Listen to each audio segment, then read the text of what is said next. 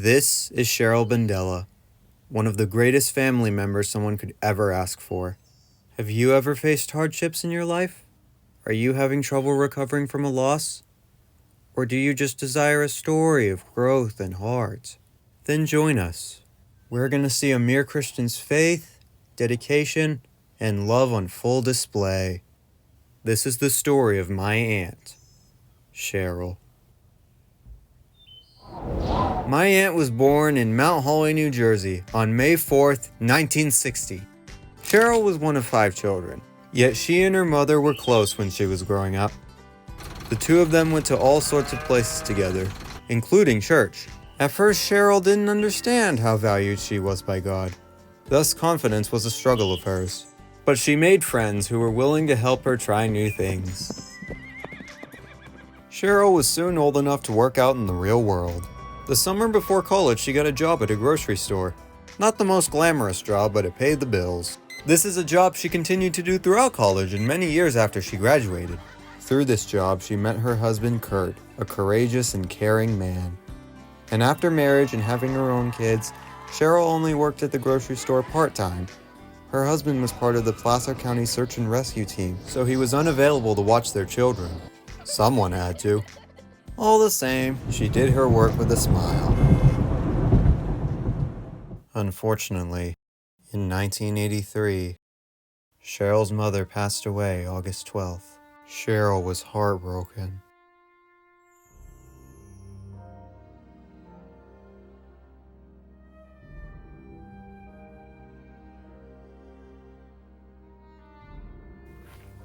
Thankfully, Cheryl's best friend Debbie came to her in her time of hardship and handed her a Bible. Cheryl had been to church before, but having her own Bible made her feel something new. In trying to figure out where her mother was, Cheryl started to learn more about her own calling. Reading that very book taught her new things, new habits. Helping at Sunday school was also a good reminder that she had a purpose. In this place, Cheryl discovered she had a passion for helping children. 24 years passed, and Cheryl left the grocery store in favor of another job, this time at a special needs school. She loved this job much more than the grocery store. Seeing children do what they loved and what they could do with encouragement was extremely enjoyable. Every now and then she would come across one who was a little more stubborn, but Cheryl stood no nonsense and got them to pull their weight. She always reminded them that knowing the right answer was more important than writing it on paper. She's right. That paper is going to get lost at some point. But even with all the responsibilities at the school, she always made time for friends and family. 14 years after joining the school, Cheryl retired so she could provide more help to her great nieces. She would have liked to stay a little longer, but she could hear God calling her to help other people. Cheryl started babysitting, housekeeping, and even shopping for other people when they didn't have time to. She had a life for service for sure. In 2015, Kurt, Cheryl's husband, also passed away. Once again, Cheryl was sad. She wondered why this was happening to her, why God was letting this happen to her. But she pushed on. For Kurt, she knew that Kurt would want her to keep being her. Despite emotions trying to take over, Cheryl did just this. She was still a generous soul in a world of selfishness, and yet that selfishness was still after her soul. 2022 was a hard year for lots of people around the world. But what could be worse than losing your best friend at a time like that? January that year, Debbie passed away. Poor Cheryl. I can't imagine how terrible she must have felt. Her best friend who had been there with her through everything was gone. Now she didn't have her shoulder to cry on. This emotion was hard to break free from.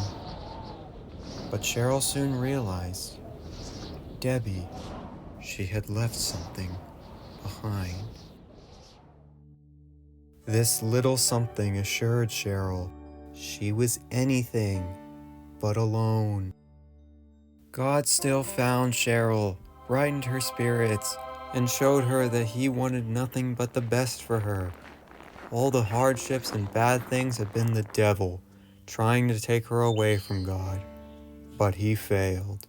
And thank God he did. A year or so later, my Aunt Cheryl was a grandmother. This joyful experience allowed her to find peace.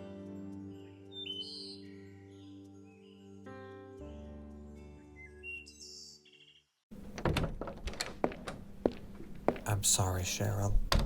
There's no easy way to tell you this. We found breast cancer. Losing her mother, her husband, one of her sisters, her best friend, and now this? This was a huge smack in the face. Cheryl took some time. She knew this was going to be a long and hard recovery. Yet, she knew this time it was important to let God take the wheel. Not knowing what to expect, Cheryl started her treatment. Our family prayed every single day, hoping that Cheryl would come out of it stronger. And how could we not? Whether it was inspiring us to pray or teaching us the correct way to hold a pencil, Cheryl was always willing to help out. We waited, we prayed, and we waited some more. Our prayers were heard. Cheryl beat her cancer. Thus, through all the trauma and trials, she still found time to be alone with God on a daily basis. Cheryl is in the middle of the Bible in a Year on the Holy Bible app and attends a small group at church too. And that small group is where her friends are. It's funny how many things you accomplish in life thanks to your friends. Friends are how Cheryl found work. Friends are how Cheryl found faith. And true friends stay with you after they leave the world behind. Maybe they're not here physically anymore, but they are spiritually, thanks to God. Everyone matters in life, but not all find the gifts of faith and friendship. You're encouraged to read God's word and follow it too.